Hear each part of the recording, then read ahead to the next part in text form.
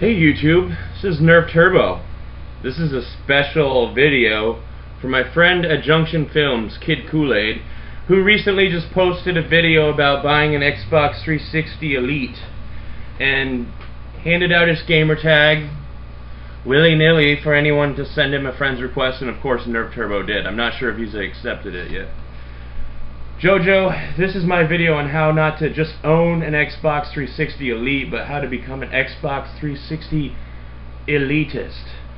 Few simple things. Rule number 1.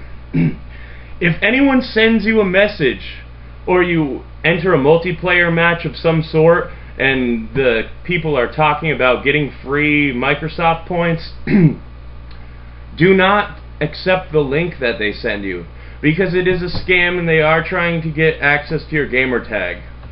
And that would be how I now own the email address pimpinmikey@hotmail.com. Thank you, OO for the email address. Also, because of OO, by the way, if my hacker is watching this video, thank you very much. These are my hacker games. Grand Theft Auto 4. I'm playing this game for achievements. That's right, I am an achievement whore. Well, not really an achievement whore, I'm more of an achievement hunter, but we'll get into that later. Grand Theft Auto 4. The bastard had achievements on this game after I got my gamer tag back. And so now I'm working on this one. Halo 3, another game I never would have touched. Had it not been for my hacker playing Halo 3 multiplayer and getting me some achievements I probably would have never gotten. Thank you. I've now beaten Halo 3 on Legendary. And of course, Call of Duty World at War was another one that was a hacker game, which I had to get more achievements for.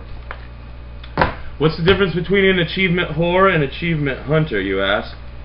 An achievement hunter plays games that he likes and then wants to get all the achievements in a game. An achievement whore plays just any game that's easy to get achievements. So for instance, if you have games like Avatar, The Last Airbender, which is the easiest game to get 1,000 gamer score in, if you have games like King Kong, some of these, like, I can't even think off the top of my head because I don't play any of these crappy games.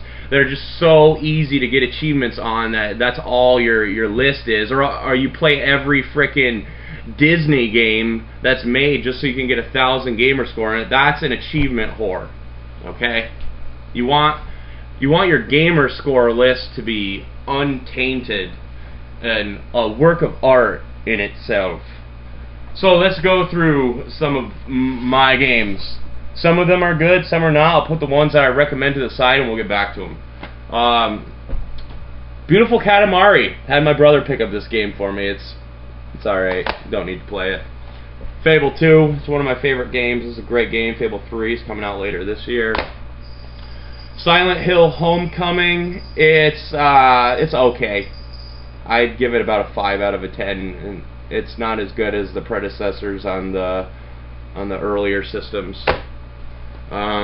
This one came with my Xbox. It came with Ultimate Alliance and Forza Motorsport 2. I believe Kid Kool-Aid just got Forza 3 with his Elite. Mirror's Edge. This is another one that a lot of people don't really care for. It's a first-person game, but it's not Call of Duty, so people hate it. You don't really use guns in this game, so people don't like an original game like Mirror's Edge because they're pussies. Ultimate Alliance 2, that's another fun one if you like Marvel Comics.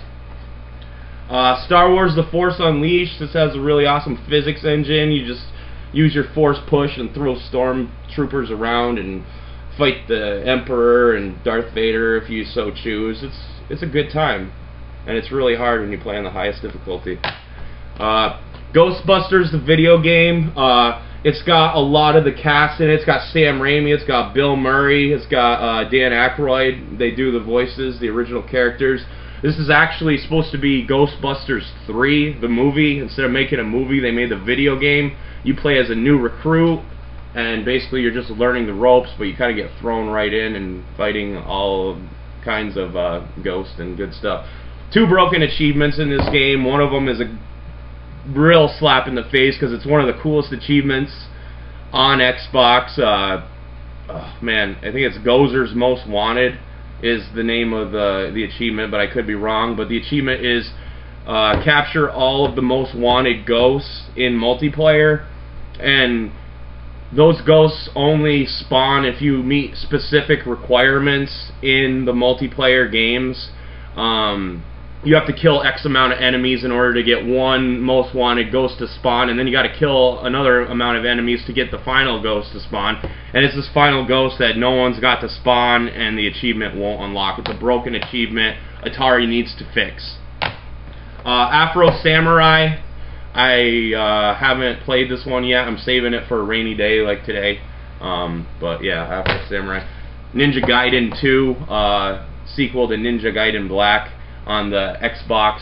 This is a pretty good game, not as good as Ninja Gaiden Black, but it's worth trying if you like hack and slash games. Bionic Commando, not really that great, not as good as the original NES game or even the rearm that came out on the Xbox Live Arcade. We got Madden 09. I don't really play a lot of sports games, but that's in there. Prince of Persia Limited Edition. A lot of people have been hate on this game. It's pretty decent. It's got awesome graphics. Once you clear the darkness, it's almost worth playing it just to see the landscape after the colors returned to the gaming area. Gears of War 2, this is another one I could live without, but you know, this is a really popular game on Xbox. I would avoid it. Devil May Cry 4, one of the hardest games on Xbox to get all the achievements for. Awesome game. The first Assassin's Creed, you play as Altair and kill Templar Knights in Jerusalem and the surrounding areas. This is a phenomenal game. This is one of the top ones.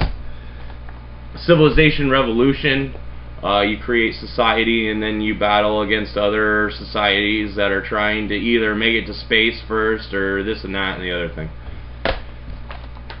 Dead Rising, one of my favorite games. Frank West, the Willamette Mall. Have all the achievements in this game. 7 Day Survivor. This is one of the best games ever made. Oblivion, this is another one of those sacred cows that you can just fucking do without. Pure piece of shit game. I haven't played through the first fucking gate in this game. Fucking waste of time. This is what I'm playing right now, Alan Wake. This is a fucking awesome game. Story-based game. It's got a lot of action in it. It's told in episodes. If you like psychological thriller / horror, Stephen King, Twin Peaks, this is a game for you. Assassin's Creed 2, you play as Ezio. It's set in Italy. Leonardo da Vinci is your best friend, and he makes you all kinds of cool shit. Lots of fun. You get to play with hookers too.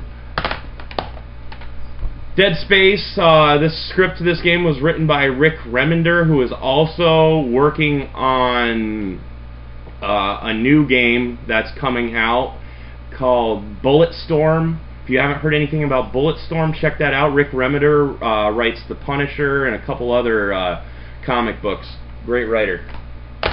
Seen it, box office smash. This is one to play with the girlfriend and remind them why you love Xbox so much.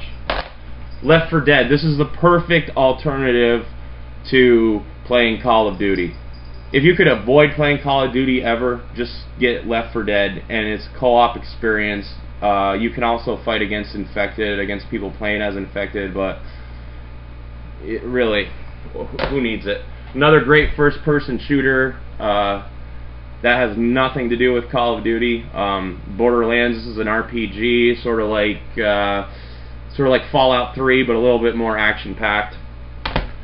BioShock 2, the sequel to one of the best games ever made for the Xbox, maybe one of the best games ever made on any console, BioShock.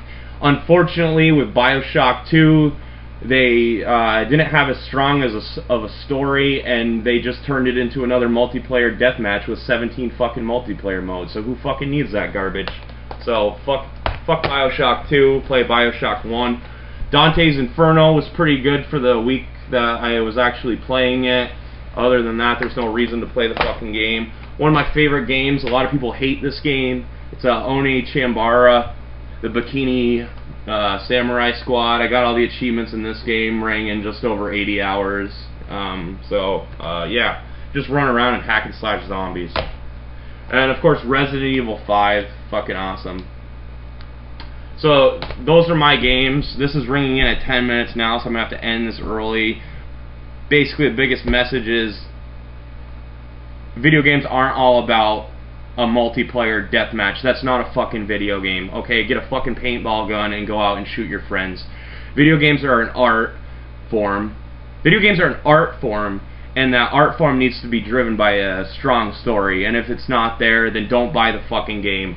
Alright? And don't buy Modern Warfare or Call of Duty Black Ops, please, for the love of God.